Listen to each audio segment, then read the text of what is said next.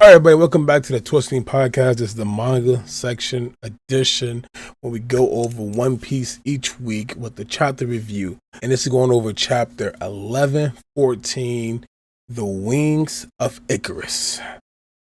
The name alone just sounds amazing, but from the name right into we seeing Yamato and Kinemon talk about just the past and how Wano is structured, the different types of levels it is.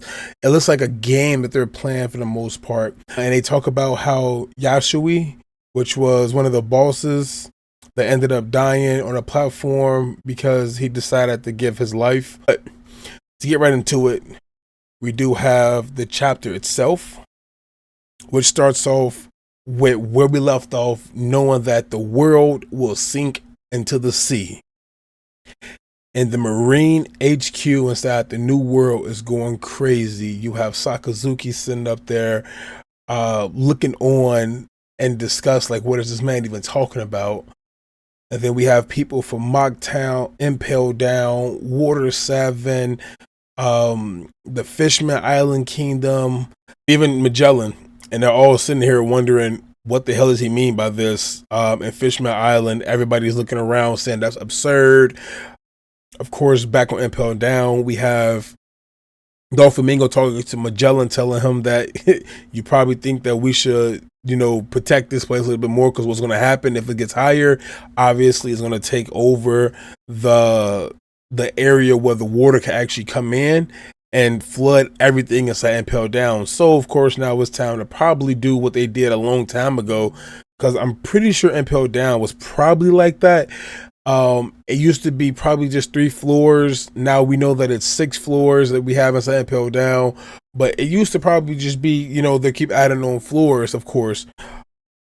Who knows? It might have not been like that. It might have been like that, but that's a possibility. And of course, we jump right back into the action that we have going on right now up on the Egghead Island, which you have the 5 gurus say all going crazy, as well as York to try to hunt down and find this transponder snail.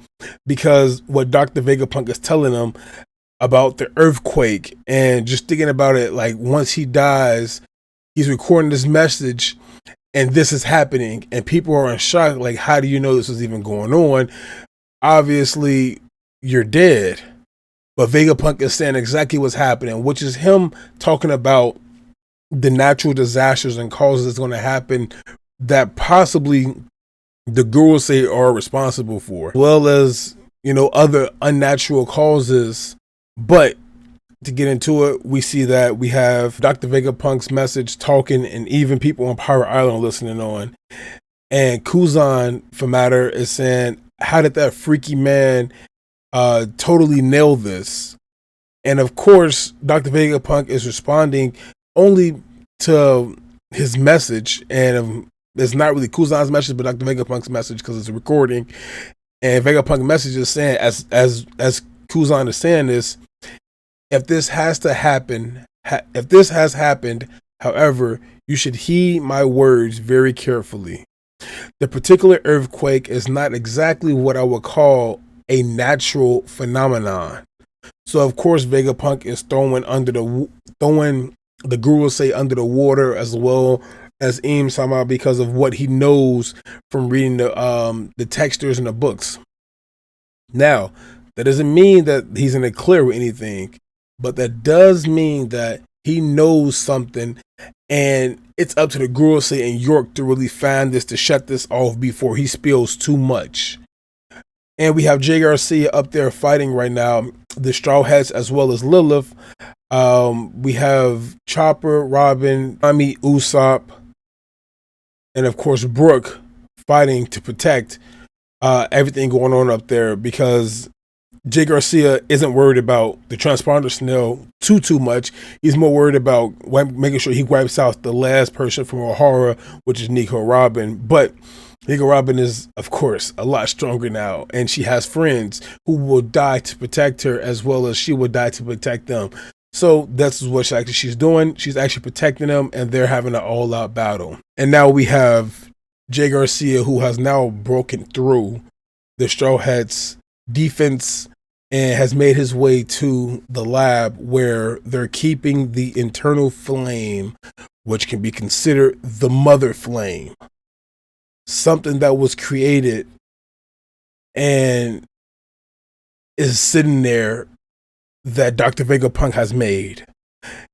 And we have somebody running around destroying every last sign of life inside the lab and everything, and breaking it up. But Jay Garcia is not worried about what he's doing. He's more worried about looking at the mother flame, because we all know that the mother flame is what was used to actually destroy Lolosia.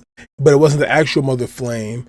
It was a prototype, if you could say, a one-time use. But now Dr. Vegapunk is trying to explain everything that is going on, and it's going to break down everything that has been happening and what's actually going on from about 900 to 800 years ago, the period that we all know and we all call the Void Century. The span of that entire thing and the complete blankness of it, the century that was erased by Im-sama, we're going to be exposed and talk to that. This is where Vegapunk is heading towards right now. And of course, we know that we still have the entire world being into shambles of what he just said. But Egghead Island is also in shambles, because now we have the giant robot walking around, and he's making his way throughout Egghead Island to catch up to Nika.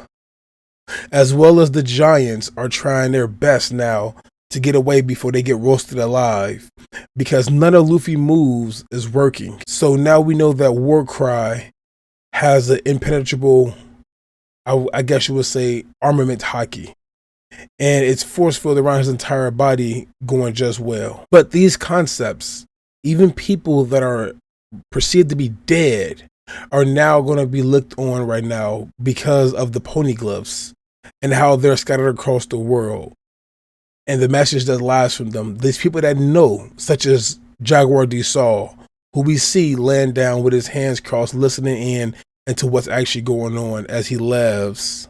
We look around at the East Blue in Orange Town, and we talk about how there were 20 kings that were together that came to create the world that we know it. But that's not really true, because we know that it was only 19 kingdoms, because one kingdom, Alabasta, did not want to be a part of it. And they didn't help create the world. They just molded the world into what they can mold it into and hold all the power over the rest of the world. Things that the government has made crime of the highest order. The messages that were depicted and displayed on the poneglyphs will be uncovered through this message. And of course, we know that the group is still looking for them answers as well, because Nika Robin, being the archaeologist, she knows that that's the text of O'Hara, and the poneglyphs that were there written, being wrote out by all of the ancient scholars that understood the ancient texts. But we jump right back into it, and we see that the crew now has to escape. We have Robin down because she was overwhelmed just now, with Chopper, Frankie, Lilith, Usopp, and Nami all around. And out of nowhere, they start moving. And as they start moving, it's like the cloud itself detached from the rest of the top of Egghead, of the Labosphere. And it's moving out and extending. So Usopp notices right away that has to be Edison, because Edison said he'll be right back. He has a plan. And as he moves it across, this makes it to whereas they won't land on the island anymore if they ship Kuda bursts off, but they'll land into the sea instead. Dr. Vegapunk is putting everybody into shock still. The crew is now ready to depart. The message is still going on. We have Luffy in Gear 5 mode that is not able to injure Warhawk, one of the 5 gurus say. And of course, we know that it's time to talk about the sun god Nika himself, the Elbaf legend, that he fought with a body that was stretchy as well. And it also contracted itself. So a rubber-like body. The sun god Nika, Joy Boy, And of course, this was him, the first pirate, the first man to seas to be called a pirate. Because of what he did to the celestial dragons and the 20 kingdoms, this is the hate that he has to go through now. And this is the will that Luffy carries on inside of him. So what's going to happen next? We're going to find out really soon, I hope, because the simple fact is that Vegapunk's message does not look like it's going to stop anytime soon until we get right there at the juicy stuff. This is Vegapunk giving the world the message now that Joy Boy is real. Joy Boy is real, and he was the first man to be called a pirate, because he was seen as a threat to the Gurusei. He was seen as a threat to the celestial dragons, the 20 kingdoms, and it's seen as a threat to Im-sama itself. So I do wonder what's going to end up happening inside the next chapter, but we won't get that until next week because we're having a week off break. So this is coming out to be really good so far. I'm looking forward to more of this read. Of course, we get to see the lovely and iconic moves from Nika, aka Joy Boy, aka the new Joy Boy, aka Monkey D. Luffy. And now it looks like we're going to see some of the past and how it was written and depicted from the original Joy Boy throughout that void century. Thank you all for tuning in and watching again another breakdown of what has been going on so far for our manga review section of One Piece chapter 114. I do have some thoughts though, because we didn't get to get into a lot of things and this chapter felt like it was kind of rushed. But we do see that the Mother Flame is now in play. The 5 Gurusei have all transformed. We have key figures being shown throughout the panel, such as Kuzan, Magellan, Doflamingo, people in the East Blue like Shushu and the Old Man, and of course Jaguar D. Saul and Im-sama. So we have a few players that's going to be played and put down on the chessboard coming real soon. I don't think the East Blue has anything to do with it, other than the fact that it gave birth and is home to Monkey D. Luffy, aka the new Joy Boy. So let's see what can happen. These upcoming chapters have me really excited. Of course, we're probably going to see Jinbei and Zoro join back up with the crew, as well as Vegapunk on Sanji's back, with Bonnie, of course, and Kuma and her pacifistas. I'm pretty sure they're all going to get away with the Elbaf Giants, head to Elbaf, and go from there. But it's picking up. Things are picking up. Really excited. Leave your comments down below. What do you guys think is going to happen next? What's to come of our heroes inside the, sorry, not our heroes.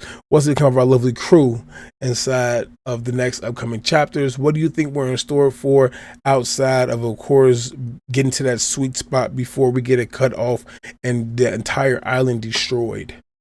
But tune in next time. We have more to come, whether we're doing our pod, our solo videos, or uploading content to our social media account. We thank you all at the Grand Fleet for joining us. And make sure you guys go cop some merch. We do got Grand Fleet merch out right now. This is not some of the Grand Fleet merch, but we do have Grand Fleet merch out. Go get some of that stuff, man. Let it hold it down. You know how it is. POP. We out. Bow.